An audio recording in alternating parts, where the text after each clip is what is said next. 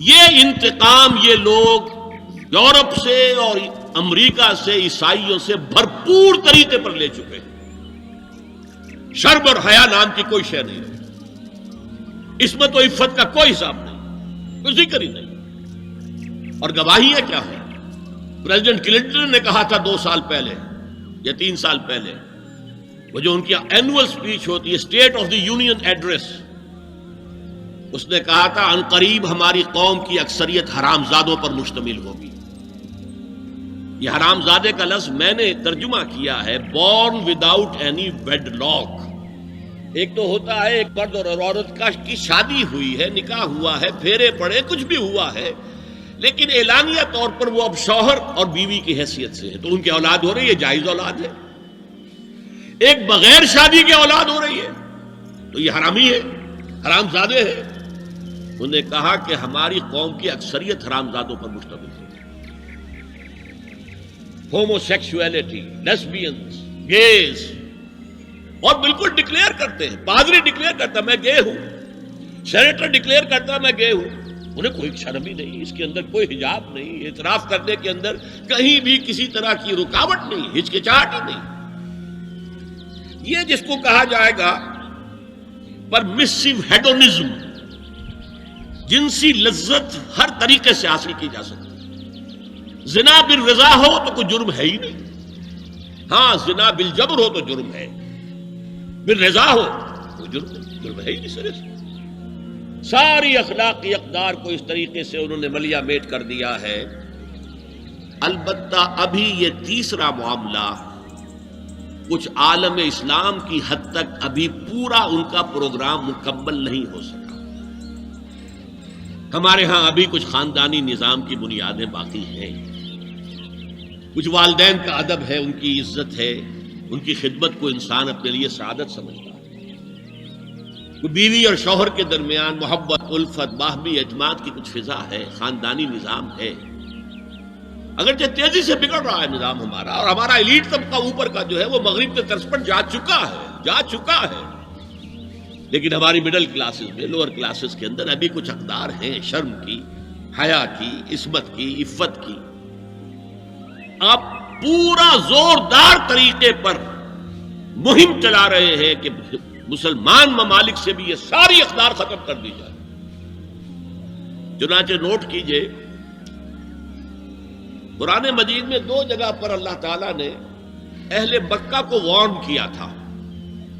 اولم یروا انا ناتی الارض ننقصها من اطرافها, کیا یہ قریش دیکھ نہیں رہے کہ ہم رفتہ رفتہ ان کی طرف بڑھ رہے ہیں, چاروں طرف سے ان کے گرد ہمارا گھیرا تنگ ہوتا جا رہا ہے, ان کے گرد جو قبائل آباد ہیں وہ ہمارے حلیف بنتے جا رہے ہیں. یہ سورہ رات کی آیت ہے, اور اسی طرح سورہ انبیاء میں ہے افلا یرون انا ناتی الارض ننقصها من اطرافها. تو اسلام گھیرا تنگ کر رہا تھا رفتہ رفتہ کفار مکہ کے گرد.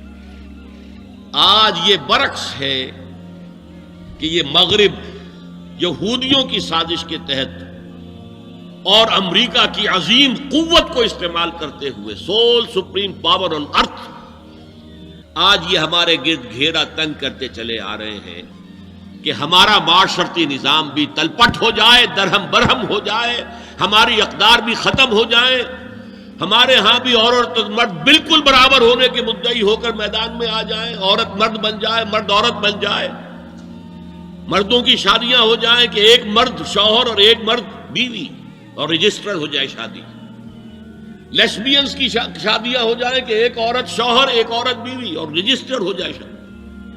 یہ سارا کام ناتی الارض ننقصها من اطرافها, اس کی مثال کیا ہے کہ پہلے اس پروگرام کے تحت 1994 میں کانفرنس ہوئی قاہرہ میں, عرب ورلڈ کا وہ مرکز ہے, اس لیے کہ عربوں میں تعلیم کے اعتبار سے, ٹیکنالوجی کے اعتبار سے سب سے آگے مصری ہے. تو یہ چونکہ ان کا ثقافتی اعتبار سے امام ہے, وہاں جا کر انہوں نے ڈیرا لگایا اور ان افکار کی اور ان نظریات کا پرچار کا معاملہ کیا. دوسری 1 سال کے بعد کانفرنس کر دی بیجنگ میں, تاکہ ادھر سے اور ایک اور طرف سے گھیرا ڈالا جائے اور عالم اسلام کا جو یہ حصہ ہے ایشیا کا، اس کے اوپر اثر انداز ہوا جائے. اور اس کے بعد بیجنگ +5 کانفرنس ہوئی ہے، اور یہ ہوئی ہے United Nation Assembly, United Nation Organization کی جنرل اسمبلی کے تحت، اور یہ ہوئی ہے جون سن 2000.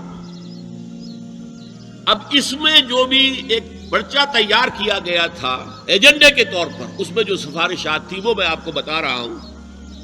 امپیکٹ ایک رسالہ نکلتا ہے لندن سے، اس سے میں نے یہ چیزیں لی تھی، اور انگریزی ہی میں ہم نے ایک دفعہ بڑی تعداد میں اس کو شائع کر کے تقسیم بھی کیا تھا.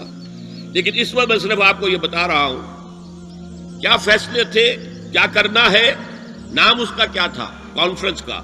Women 2000 gender equality development and peace for the 21st century. Preparatory document میں نمبر 1 ہومو سیکسولیٹی کو نارمل سیکسول اورینٹیشن قرار دیا جائے. کوئی جرم نہیں ہے،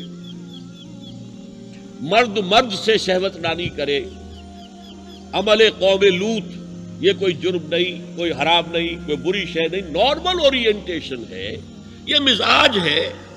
ایک شخص جو ہے عورت سے اپنی خواہش پوری کرنا چاہتا ہے، ایک مرد سے کرنا چاہتا ہے، تمہیں کیا اعتراض ہے؟ ہومو سیکسول میرجز کو تسلیم کیا جائے، جو اب تسلیم ہو رہا ہے. یورپ کی کئی ریاستوں میں رجسٹریشن شروع ہو چکی ہے، امریکہ کی، یورپ میں تو پہلے سے ہے، اسکینڈینیوین ملکوں میں پہلے سے موجود ہے. نمبر 3 عورتیں گھر کا کام کاج کرنے سے انکار کر دیں یا اس پر ویج طلب کریں، مزدوری دو میں، محنت دو تب ہم کام کریں گے. یہ چولہا جھونکنا، یہ روٹی پکانا، برتن دھونا، یہ اس کے لیے ہمیں اجرت چاہیے، لیبر چاہیے. نمبر 4 عورتیں حمل اور وضع حمل کی جو تکلیف برداشت کریں اس پر بھی شوہر سے اجرت لیں. نمبر 5 اگر کسی وقت کسی عورت کی طبیعت آمادہ نہ ہو ہم بستری کے لیے اور شوہر مجبور کرے تو اسے میریٹل ریپ قرار دیا جائے. یہ زنا بالجبر ہوگا جس کی سزا دی گئی.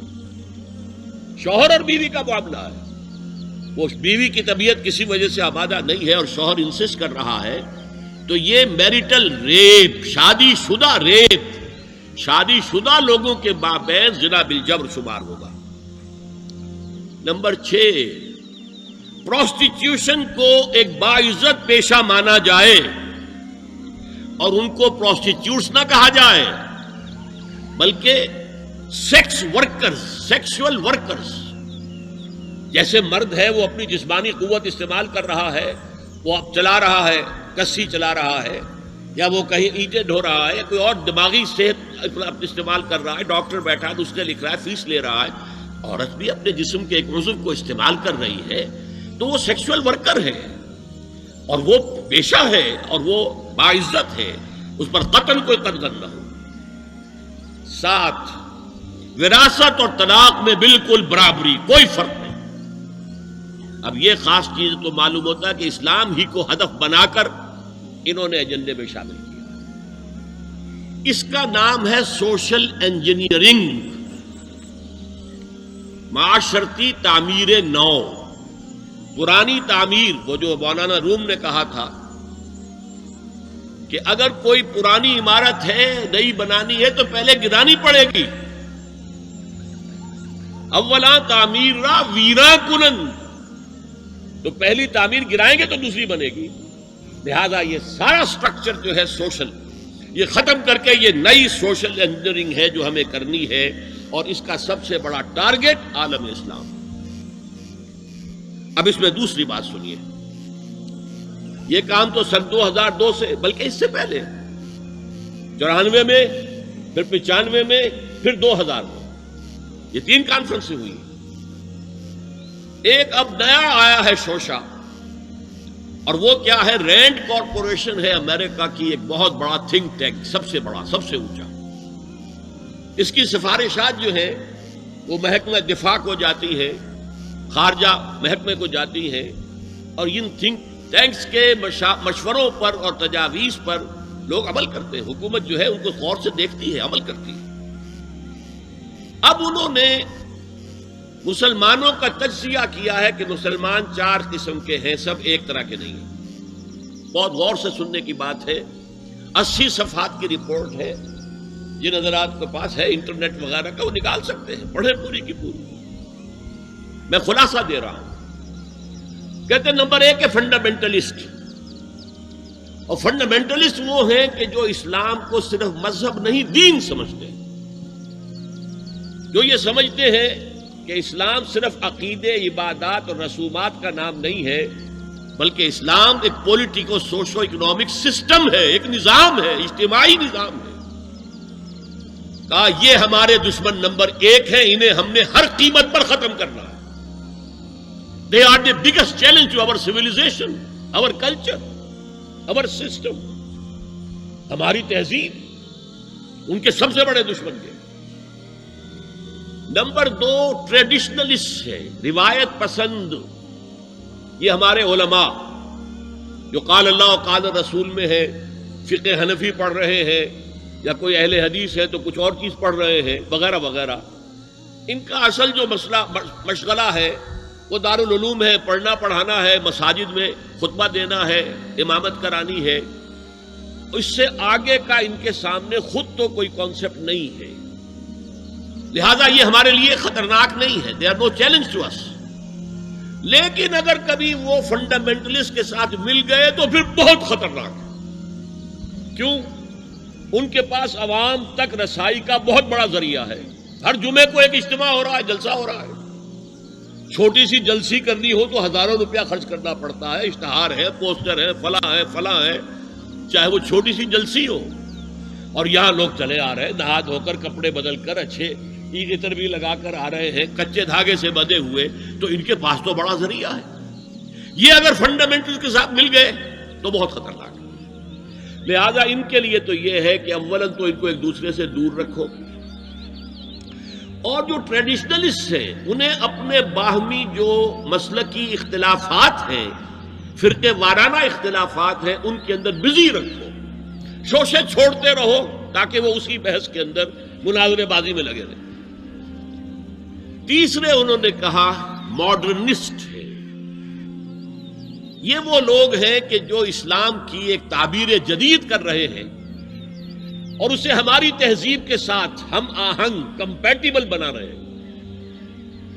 ان کی مدد کرو، انہیں سپورٹ کرو، انہیں پیسہ دو، اور ان کے لیے خاص طور پر پرنٹ اور الیکٹرانک میڈیا میں ان کی اپیئرنس کا بندوبست کرو، اس لیے کہ ان کے پاس کوئی اور ذریعہ تو ہے نہیں۔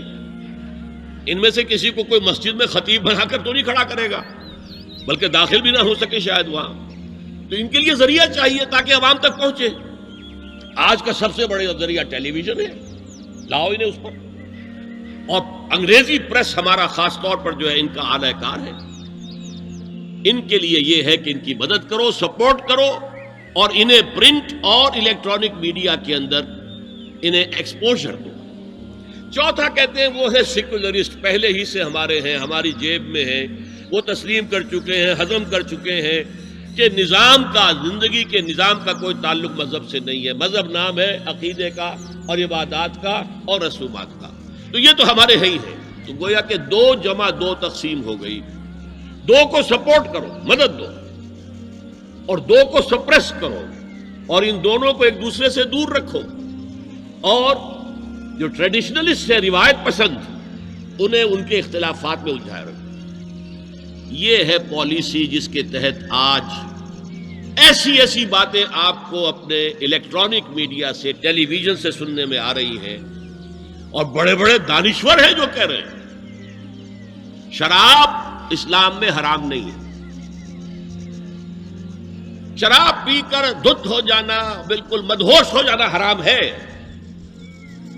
آپ کو معلوم ہے کہ وہاں بھی کہا جاتا ہے ڈرنکرز وہاں بھی پسند نہیں کیے جاتے، اتنے پینے والے کے ہوش کھو دیں، مغرب میں بھی پسندیدہ نہیں ہے، لیکن وہ کہتے ہیں کہ اصلاً شراب حرام نہیں ہے اسلام۔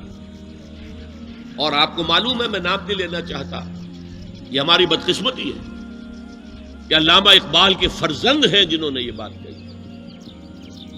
پھر انہیں کے ایک اور ہم نام ہے، انہوں نے شوشہ چھوڑا، اسلام میں پردہ وردہ نہیں ہے، قرآن میں پردہ نہیں ہے، یہ تو ایک وقت کی سوشل ضرورت تھی، ایک خاص وقت کی ضرورت تھی جس کے تحت کچھ احکام دیے گئے، ورنہ یہ کوئی مستقل احکام نہیں ہے۔